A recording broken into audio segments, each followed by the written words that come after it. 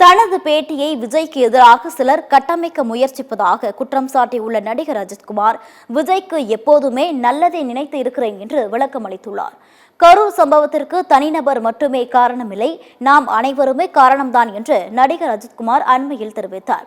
ஒரு சமூகமாக கூட்டத்தை கூட்டி காட்டுவதில் நாம் ஈடுபாடு காட்டுகிறோம் என்றும் இது உடனடியாக முடிவுக்கு வர வேண்டும் எனவும் கூறினார்.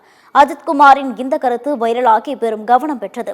ஒரு தரப்பினர் விஜய்க்கு ஆதரவாக பேசினார் என்றும், இன்னொரு தரப்பினர் விஜய்க்கு எதிராக இந்த கருத்து உள்ளது எனவும் விமர்சனங்களும் விவாதங்களும் எழுந்தன.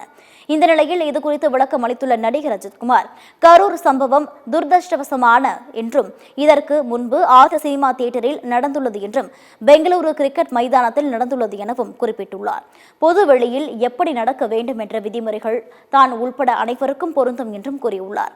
தனது இந்த கருத்துக்கள் தவறாக புரிந்து கொள்ளப்படாது என்றும் நம்புவதாக தெரிவித்த அவர், ஒரு சிலர் ரசிகர்கள் மீது பழியை சுமத்துகிறார்கள் என்றும் கூறினார். தனது பேட்டியை விஜய்க்கு எதிராக கட்டமைக்க முயற்சிக்கும் சிலர் அமைதியாக இருப்பது நல்லது என்றும் தெரிவித்துள்ளார். தான் எப்போதும் விஜய்க்கு நல்லதை நினைத்து இருக்கிறேன் என்றும், அனைவரும் அவரவர் குடும்பத்துடன் சந்தோஷமாக வாழ வாழ்த்துகிறேன் எனவும் தெரிவித்துள்ளார்.